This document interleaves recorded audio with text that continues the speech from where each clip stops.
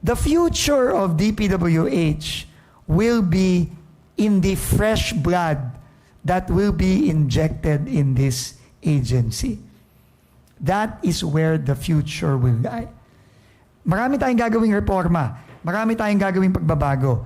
Pero ang pinaka-importanting resource ng kahit anong organisasyon ay yung mga tao. At yung pagbabago sa mga opisyal ng DPWH, yan talaga ang magdidikta kung ang DPWH ba ay babalik na lang sa dati o talagang magbabago na ng tuloy-tuluyan. Ako, bilang na ang araw ko sa DPWH. Di ba? 2 years na lang ako dito eh. Di ba?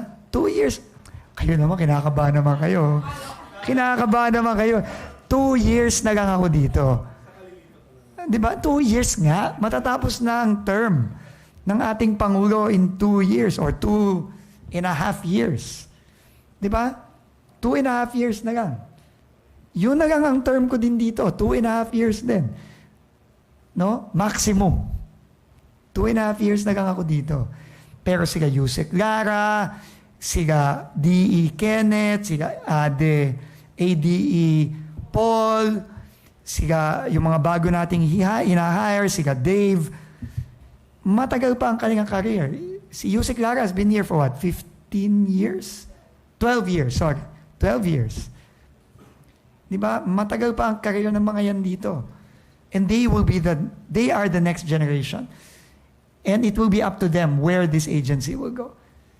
That is why, starting January, the DPWH is going to go on a massive recruitment.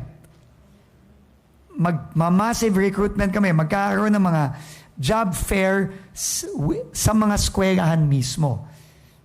Sa UP, sa UST, sorry, syempre sa Gasal, animo, panalo kami kahapon. Kaya inuna ko yung UP kasi alam naman natin na magagaling talaga ang mga engineer ng UP. Pero panalo kami kahapon. Talo sila. So, anyway, so sorry, I just had to put that in. Sorry. Sorry, Yusek Lara. UP yan eh. Magkatabi kayong UP. So, next year na lang ulit. So, January, magsisimula na kami ng mga massive recruitment sa mga schools. Sa UP, sa UST, sa Gasal, sa Ateneo, sa Mapua, sa FEU, PUP, UE, all over. Hindi lang sa Metro Manila, kundi sa iba't ibang lugar sa Pilipinas. Mag-recruit tayo ng mga engineer, mga accountant, para talaga mag-infuse na tayo ng fresh blood. And I'm announcing this already today sa ating mga schools. Hopefully you can help us really recruit people and really, make people realize, especially the young generation, na importante silang mag-participate dito sa reforma natin.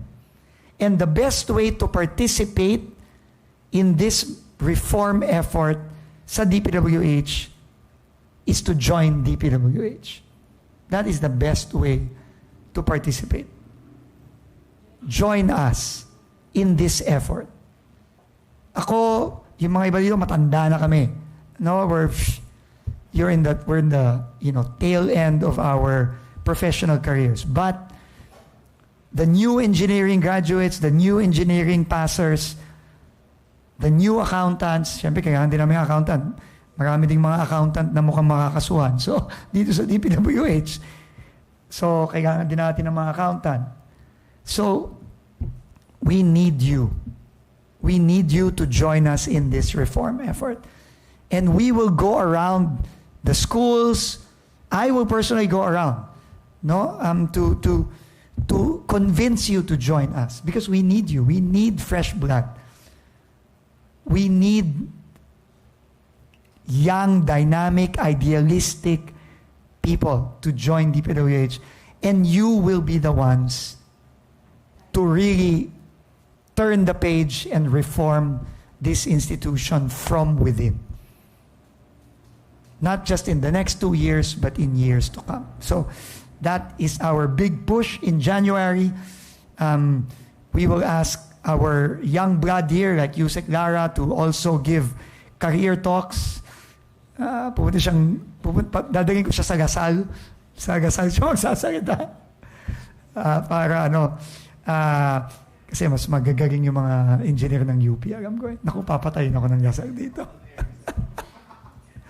Papatayin ako ng mga kapwa ko Gasalista dito. Pero, of course, UP is still up there. No? Kayo pa rin ba ang number 1 sa board? Kayo pa rin ba? Hindi na kayo nagtatap? Oh, sorry. I stand corrected. Hindi na pa kasi ka nagtatap. Hindi na pala UP ang number 1 sa engineering ngayon. So, but, kidding aside, I think, this is very serious. We really want to find the best and the brightest out there and really bring in, young blood and fresh blood, idealistic blood to the DPWH. We will start in January. We have to initially, we have to fill in about 2,000 positions. So, pero sabi ko nga, yung 90 na DPWH officials na either nakasuhan o nasuspend, dadami pa ng dadami yon. So, abutin din ng ilang daan yan. So, kailangan talaga namin mag-recruit. So yan.